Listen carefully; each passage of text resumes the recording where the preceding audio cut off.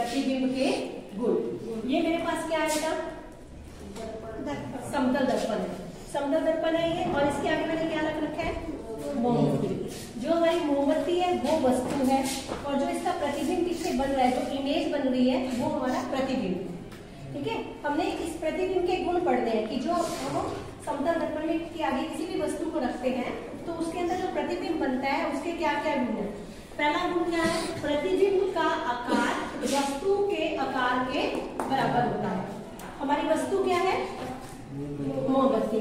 इसका आकार देखो, मैंने इक्वल डिस्टेंस पे, इक्वल दूरी पर मैंने ये निशान लगा रखे हैं। ये 1 इंच, 2 इंच, 3 इंच और ये 4 इंच। तो यानी कि इस मोमबत्ती की ऊंचाई 4 इंच है। अब आप इस प्रतिबिंब में देखो, पुष्पित आप देख के बताओ, इसमें कितनी ऊंचाई पे बन रहा है प्रतिबिंब?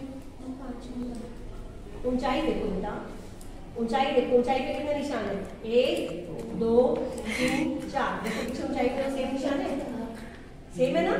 यानी कि जो प्रतिबिंब का आकार है वो वस्तु के आकार के बराबर है। दूसरा पॉइंट क्या है, वस्तु का प्रतिबिंब दर्पण के पीछे उतनी ही दूरी पर बनता है जितनी दूरी पर वस्तु दर्पण के आगे होती है।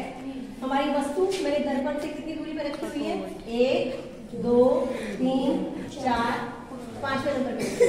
मनीषा आप देखो प्रतिबिंब कौन से नंबर पे बन रहा है, 5वें नंबर पे बन रहा है। देखो अब अगर मैं इसको पीछे ले जाऊं, अब देखो प्रतिबिंब कौन से नंबर पे चला गया, 7वें पे, क्योंकि मैंने वस्तु को कहाँ रख दिया, 7वें नंबर पे। अगर हम इसको आगे लाएंगे तो प्रतिबिंब भी उतनी कम दूरी पर बनेगा। ठीक है, तीसरा पॉइंट है, प्रतिबिंब सदैव आभासी व सीधा बनता है। आभासी का मतलब क्या है, जिस प्रतिबिंब को हम पर्दे पर प्राप्त नहीं कर सकते वह प्रतिबिंब आभासी होता है।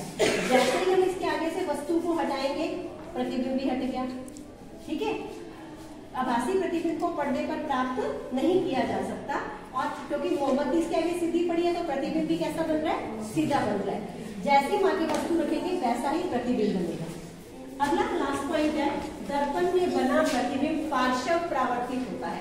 पार्श्व परावर्तित का मतलब ये है कि जो वस्तु का दायां भाग है वो प्रतिबिंब में बायां भाग होता है, और जो वस्तु का बायां भाग होता है वो प्रतिबिंब का दायां भाग होता है। जैसे मैंने ये अक्षर लिखे हुए एम्बुलेंस, जो कि आप गाड़ियों में एम्बुलेंस जो होती है उसके आगे लिखे होते हैं।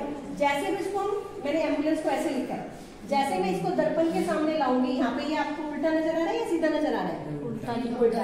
अब आप इसको शीशे में देखो कैसा नजर आ रहा है आपको, देखो भाई सीधे नजर आ रही है ना, क्योंकि दर्पण में जो प्रतिबिंब बनेगा वो पार्श्व परावर्तित होगा।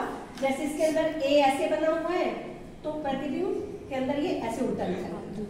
इसका जो बायां भाग है वो दायां बन जाएगा, और जो दायां भाग है वो बायां भाग बन जाएगा। बनने वाले प्रतिबिंबों की संख्या, जब हम किसी भी वस्तु को दर्पण के सामने रखते हैं तो कितने प्रतिबिंब बनेंगे, ये दोनों दर्पणों के बीच बनने वाले कोण पर निर्भर करता है। इसका सूत्र होता है 360 डिग्री बटा में थीटा। थीटा मतलब दोनों के बीच में कोण कितना है।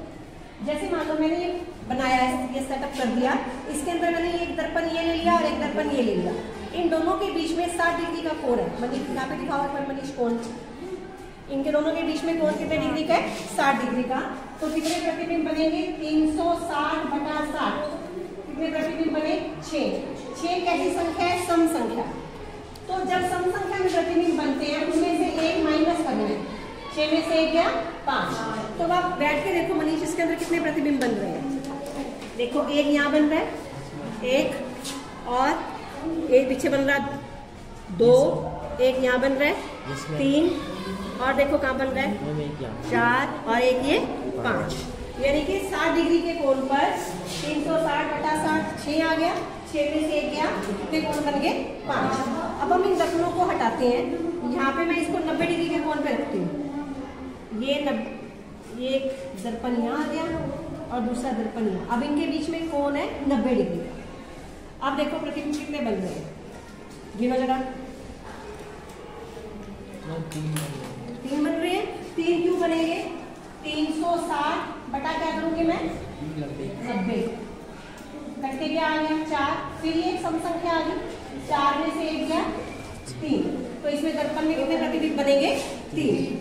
अब देखो अगर हम यहाँ पे कोण कोई और ले, मान लो मैंने 120 डिग्री के कोण पे रख दिया तो ये कट के आएगा 3। तब भी इसके अंदर कितने प्रतिबिंब बनेंगे? 3, क्योंकि यहाँ तो ये विषम संख्या है। जब विषम संख्या आएगी तब आपको नहीं घटाना, सम संख्या पर आपको घटाना है इसको।